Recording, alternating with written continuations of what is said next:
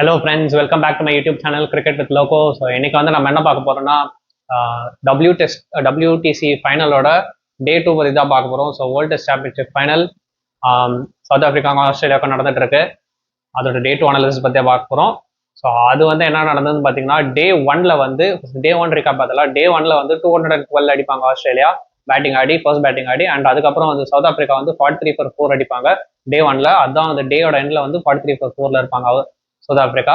So trail by 169 runs அப்படிதான் ஆரம்பிப்பாங்க டே 2வை. அதுக்கப்புறம் டே 2 ஆரம்பிச்சதுக்கு அப்புறம் பார்த்தீங்கன்னா சவுத் ஆஃப்ரிக்காவோட பேட்டர்ஸ் வந்து பார்த்தீங்கன்னா ஒரு அக்ரெசிவான இன்டென்ட் காமிச்சிருப்பாங்க.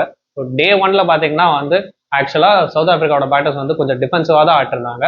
அண்ட் பவுமா அண்ட் பெட்டிங்கம் தான் வந்து டே 2 தொடங்கும் போது ஆடுவாங்க. ஸோ அவங்க வந்து பார்த்தீங்கன்னா வந்து ஒரு ஆரம்பிச்ச உடனே வந்து கொஞ்சம் அக்ரெசிவான அப்ரோச் தான் வச்சு ஆடிட்டு இருந்தாங்க. அண்ட் பவுமா எஸ்பெஷலி, ஏன்னா அவர் வந்து பாலை வந்து லாக் பண்ணி தான் ஆடிட்டு இருந்தாரு நிறைய தடவை. ஏன்னா எக்ஸ்ட்ரா கவர்ஸ் மேலாம் வந்து லாக் பண்ணி ஆடிட்டு இருந்தாரு. ஸோ அண்ட் ஒரு பயங்கரமான புல் ஷாட் கூட ஒன்று ஆடினாரு, 6க்கு போச்சு கமின்ஸ்க்கு அகேன்ஸ்டா. ஸோ அதுலேயே தெரிஞ்சிச்சு இவங்க வந்து பயங்கரமாக அட்டாக் பண்ண போறாங்க சவுத் ஆஃப்ரிக்கா, இதுக்கப்புறம் வந்து பேக் டவுன் ஆக மாட்டாங்க அப்படின்ற மாதிரி தெரிஞ்சது. ஸோ அதுக்கப்புறம் பார்த்தீங்கன்னா அந்த அட்டாக்கிங் இன்டென்ட்லேயே வந்து அவங்க விக்கெட்ஸ் விட்டுட்டாங்க. பவுமா வந்து நேராக வந்து அந்த கவர் ஆட போயிட்டு கொஞ்சம் எக்ஸ்ட்ரா கவர்ஸ் கிட்ட கொடுத்துருவாரு கேட்சை. ஸோ மானஸ் லபுஷன் வந்து ஒரு நல்ல கேட்ச் பிடிப்பாரு. அண்ட் அதுக்கப்புறம் பார்த்தீங்கன்னா பெட்டிங்கம்மா அதே மாதிரி தான். ஸோ அவரும் அவுட் ஆயிடுவாரு. அதுக்கப்புறம் வந்து அவங்க கிட்ட பேட்டிங் இல்லாததுனால வந்து அவங்களும் வந்து ஆல் அவுட் ஆயிடுவாங்க.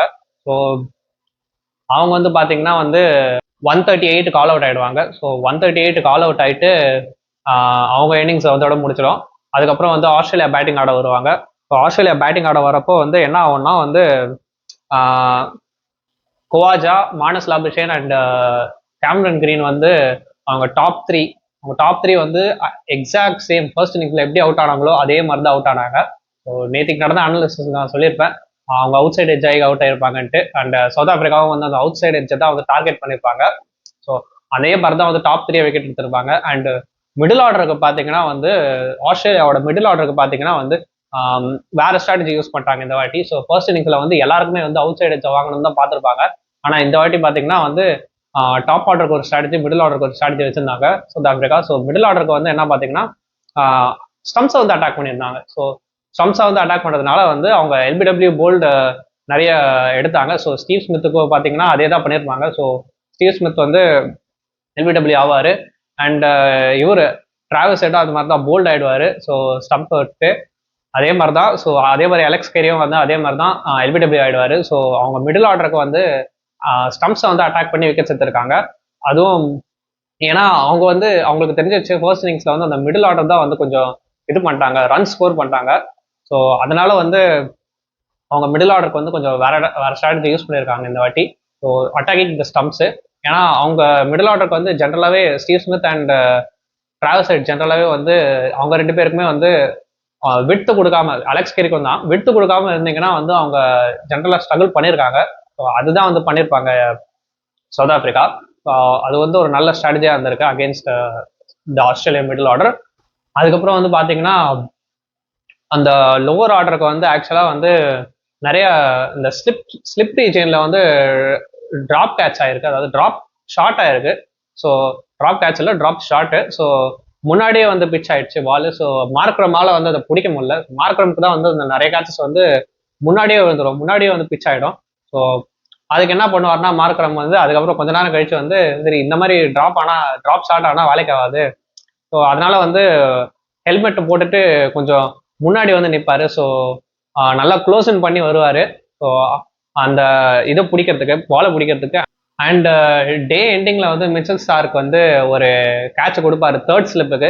மார்க்ரம் வந்து செகண்ட் ஸ்லிப் நின்றுப்பாரு. ஆனால் அவருக்கு தான் வந்து எல்லா கேட்சும் போயிட்டு இருக்கும் அது ட்ராப் ஷாட் ஆகும்போது. ஆனால் இந்த வாட்டி வந்து தேர்ட் ஸ்லிப்புக்கு போயிருக்கு. தேர்ட் ஸ்லிப்ல வந்து யார் நிற்பாருன்னா இவர் மார்க்கோ யான்சன் நிற்பாரு.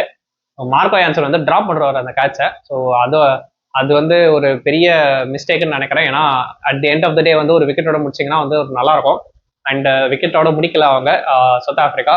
அதுக்கப்புறம் வந்து கொஞ்ச நேரத்தில் வந்து டே முடிஞ்சிடும், ஒரு 2 hours கழிச்சு. ஸோ அதுதான் வந்து டே 2வோட எண்டிங்கு. ஸோ டே 2 எண்டிங்கில் வந்து Australia lead by 218 runs with 2 wickets remaining. So 250 மேலே லீடு எடுப்பாங்களா இல்லையான்றத கமெண்ட்ஸில் சொல்லுங்கள். அண்ட் இந்த அனாலிசிஸ் பிடிச்சிருந்தா வந்து மறக்காம லைக் பண்ணுங்க. அதே மாதிரி வந்து உங்களுக்கு ஏதாவது அனாலிசிஸ் இருக்கும்ல, ஸோ அது அந்த மாதிரி எதனா அனாலிசிஸ் இருந்தால் வந்து மறக்காம கமெண்ட்ஸ்ல சொல்லுங்க. அண்ட் ஸோ நீங்க என்ன நினைக்கிறீங்க, சவுத் ஆப்பிரிக்கா ஜெயிப்பாங்களா இல்லை ஆஸ்திரேலியா ஜெயிப்பாங்களா அப்படின்னு சொல்லுங்க. ஸோ தேங்க்யூ ஃபார் வாட்சிங். மறக்காம சேனலை சப்ஸ்கிரைப் பண்ணுங்க. தேங்க்யூ, பாய்.